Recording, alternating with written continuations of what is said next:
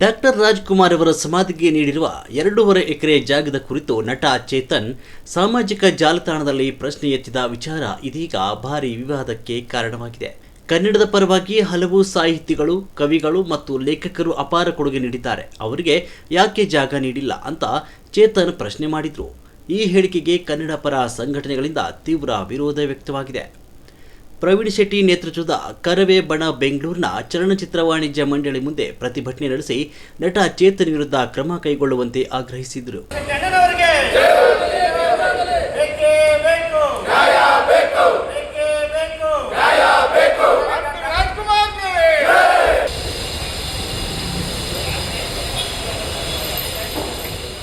ಪ್ರತಿಭಟನಾಕಾರರು ಕನ್ನಡ ವಿರೋಧಿ ಹೇಳಿಕೆ ನೀಡಿರುವ ಚೇತನ್ ಅವರನ್ನು ರಾಜ್ಯದಿಂದ ಗಡೀಪಾರು ಮಾಡಬೇಕು ಅಂತ ಒತ್ತಾಯಿಸಿದರು.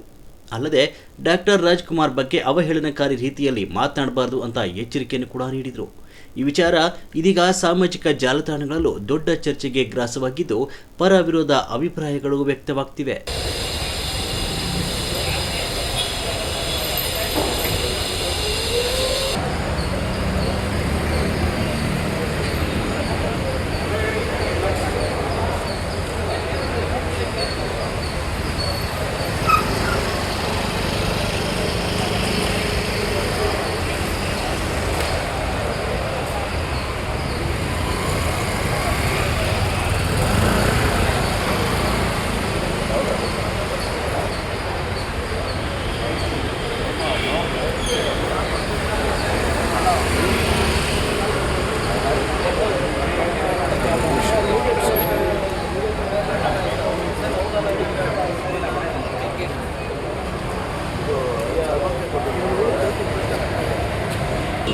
ಬಗ್ಗೆ ಅಮ್ಮ ಹೇಳಿರುವ